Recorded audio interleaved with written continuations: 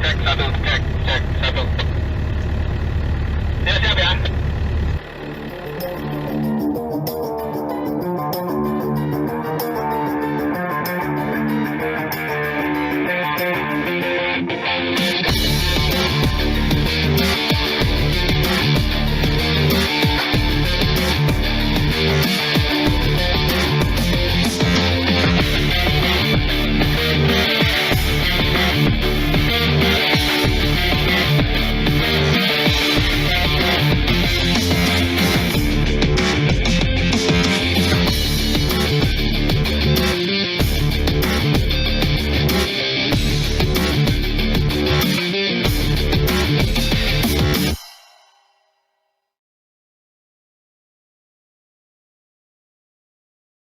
Indonesia 4x4 Overland merupakan tayangan film dokumenter untuk mengungkap keajaiban dunia ke-8 yaitu Indonesia.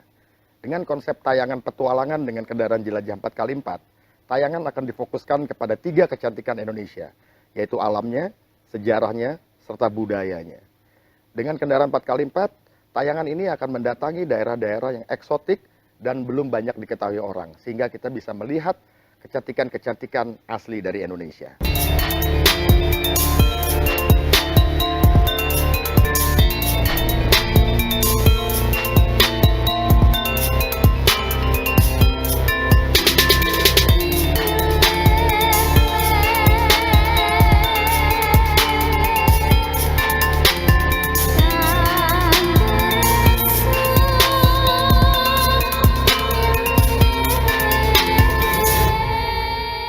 Untuk dapat mengungkap keajaiban dunia ke-8 yaitu Indonesia, tim ekspedisi Overland seringkali harus melewati berbagai medan yang cukup menarik dan menantang.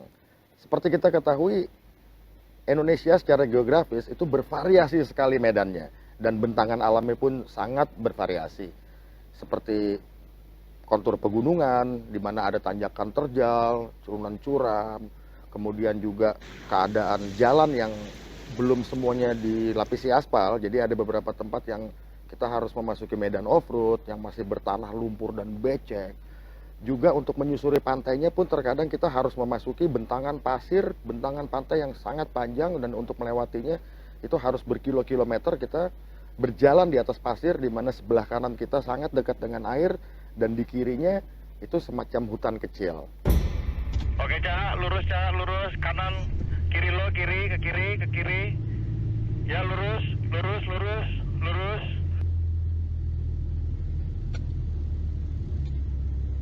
Kiri lo, kiri, ke kiri. Ya, lurus. Kanan. Ya, lurus terus ya, lurus terus. Oke, siap.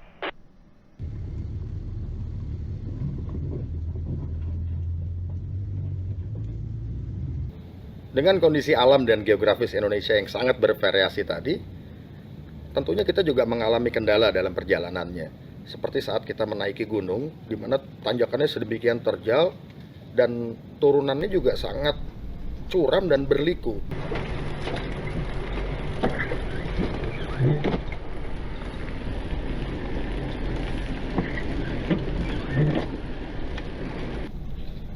Dan ditambah lagi kondisi saat itu hujan deras, itu membatasi pemandangan dan juga sangat sulit mengendari kendaraan dalam kondisi cuaca dan kondisi tanah yang seperti itu atau kondisi geografis seperti itu.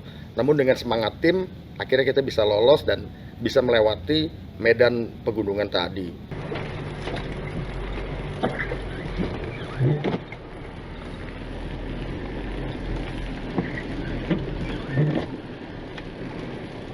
Naik lagi yuk. Yuk. Hujan itu. Jan, Terus di lain kesempatan juga kita sempat mengalami jalanan yang tidak ada aspalnya. Jadi jalanan tersebut bisa dikatakan adalah jalanan off-road karena konturnya adalah kontur tanah. Beberapa kali mobil kesulitan untuk bisa melewati jalan tanah tersebut.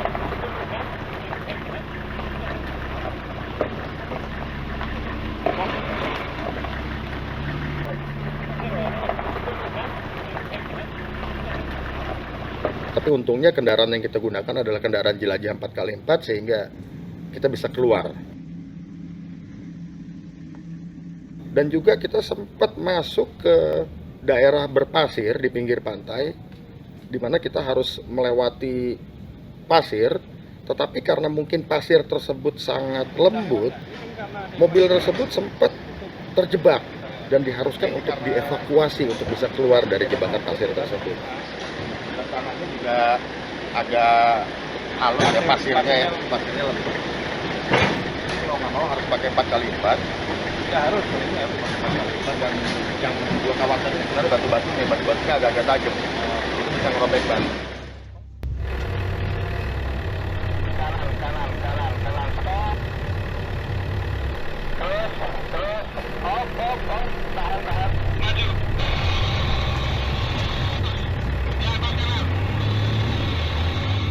Dan yang tidak kalah menariknya, di satu kesempatan kita diharuskan untuk keluar sedikit dari rute yang kita sudah rencanakan. Jadi kita kembali ke kota karena rem kita habis. Di depan sono, jalan lurus ke sono. Oh, tadi kita jangan belok kiri, harus lurus. Ini sampai mana? Hah? Ini sampai mana? Ini mah habis sampai sini. Bisa putar tapi kan? Bisa di depan. Oh, ya. Parkir depan aja. Ya, makasih Pak. Ya. Di depan potong-potong.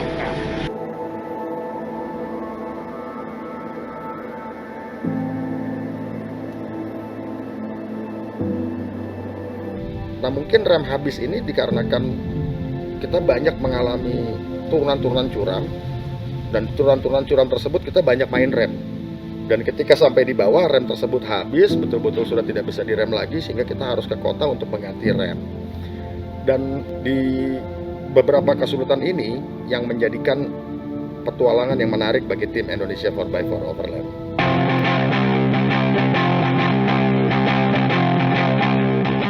Ban kedua, juga perjalanan kita lanjut. Go!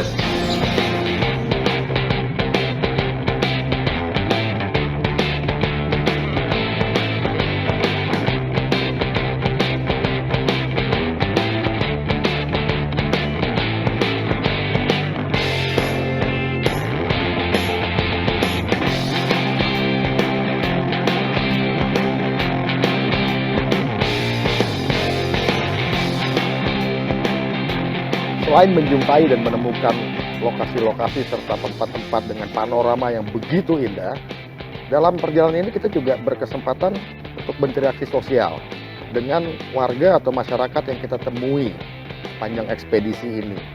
Seperti contoh, pada saat kita melewati daerah Sukabumi Selatan, itu kira-kira 20 kilo atau 15 kilo dari Pelabuhan Ratu, ada satu tempat yang namanya Cimaja. Nah, Cimaja ini di tepi laut. Ketika kita datang ke sana, kita harus bermalam. Dan ternyata masyarakat di Cimaja itu sangat terbantu dengan adanya ombak yang bagus. Dan kita tahu di situ merupakan destinasi internasional untuk surfing. Dan keesokan harinya kita sempat berinteraksi dengan mereka, bahkan berkenalan dengan beberapa warga asing yang sengaja jauh-jauh datang ke Indonesia, jauh-jauh datang ke Cimaja untuk bermain surfing. Dan serunya kita sempat mencoba diajarkan dengan teman-teman dari Cimaja untuk mencoba surfing, walaupun awalnya sempat jatuh dan sebagainya, cuman akhirnya kita merasakan juga kenikmatan dari kegiatan olahraga surfing.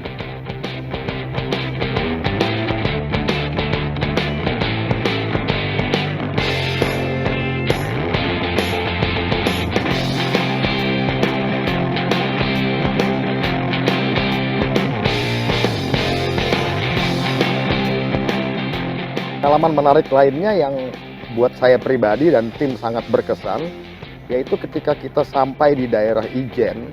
Ijen itu ada di ketinggian, di pegunungan, di daerah Jawa Timur. Kita sampai sana dan kita sempat berinteraksi dengan masyarakat sana yang kebanyakan mereka adalah petani kopi. Dan ketika kita ketemu dengan salah satu tokoh masyarakat sana, yaitu Mas Budi, atau biasa dipanggil dengan Budi Ijen, kita diajak. Takut, kapan lagi mau hunting isi kopi lu aja? Kalau ada lagi kapan mau jalan, saya sama teman-teman mau ikut. Sekarang juga bisa. Kita diajak kepada suatu pengalaman yang lain buat kita, pengalaman yang baru buat kita. Kita diajak untuk mencari luwak liar yang sedang makan kopi. Jadi kita belusukan di hutan. Kebetulan Mas Budi sudah sangat tahu di mana biasanya luwak-luwak tersebut makan biji kopi. Dan menariknya kita sempat melihat. Kita berkesempatan melihat luwak tersebut makan kopi.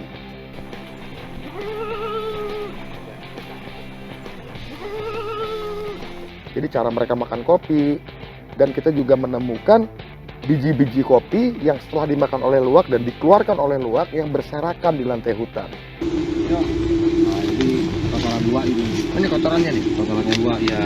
Ya Ini ini biji yang kopinya diproses jadi kopi luwak ya ini. Nah, biji-biji kopi yang berserakan tersebut yang diambil oleh Mas Budi dan kemudian dihidangkan kepada kita. Akhirnya kita minum kopi luwak, yang kita kenal kopi luwak itu adalah kopi termahal di dunia. Nah, inilah yang menjadikan pengalaman di Ijen salah satu pengalaman berkesan untuk tim Overland.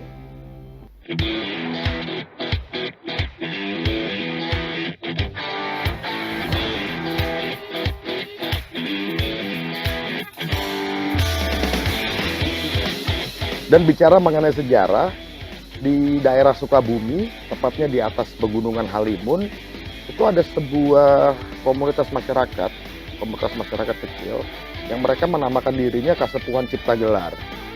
Nah, Kasepuhan Cipta Gelar ini cukup menarik karena mereka sudah berdiri sejak 1300-an lah. Dan untuk mendatangi ke daerah tersebut, kita harus melalui beberapa tahap. Di tahap pertama, kita diharuskan untuk memakai pakaian adat, dalam hal ini diwakili dengan ikat kepala yang khas daerah tersebut.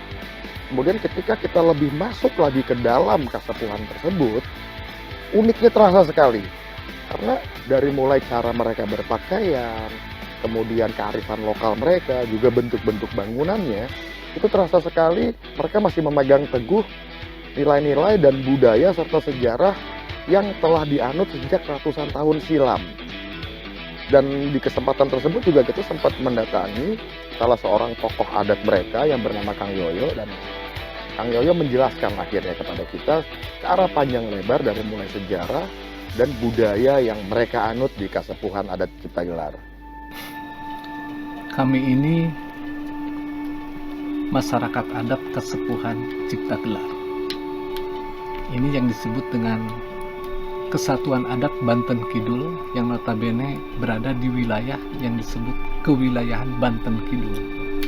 Sebuah sistem tatanan wilayah, sebut saja zaman sebelum adanya pemerintahan. Kami di sini memiliki ajaran dasar bahwasannya setiap laku itu harus mipit amit ngalamenta nganggo suci mangan halal. Mipit itu harus amit. Mau ngambil sesuatu itu harus widi, harus izin. Kemudian setiap kali mau mengambil sesuatu itu harus menta. Juga sama, harus berizin. Baik sifat yang lahiriah ataupun batiniah. Dan segala sesuatu yang dimakan itu harus halal. Kalau kami di sini misalnya kita hidup oleh padi, padi hidup oleh kita. Kita manusia hidup dengan alam. Alam pun tergantung kepada kita manusia. Di situ pentingnya menyeimbangkan dua sisi ini yang mudah-mudahan kalau mau melihat apa yang dilakukan oleh sepuh saat ini di Kasepuhan Cipta Gelar, bahwa hidup seimbang itu adalah menjadi keseharusan dan tugas manusia untuk sama-sama menyeimbangkan dan menjaga tata alam. Karena manusia di situ makhluk yang paling sempurna. Yang lain menunggu kita sebagai manusia untuk menyeimbangkan itu semua.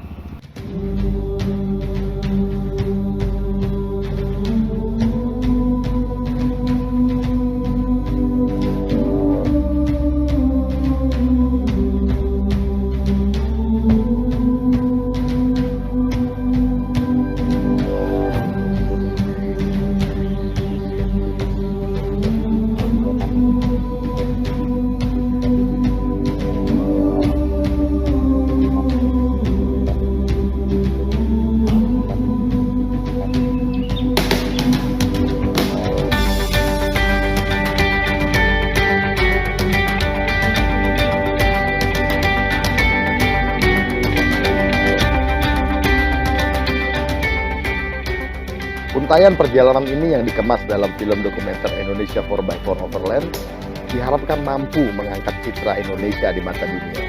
Serta kedepannya diharapkan dapat menggugah banyak pihak untuk dapat berwisata dan berjalan-jalan di Indonesia. Serta mengangkat suatu genre baru dalam berwisata, yaitu nomadic traveler.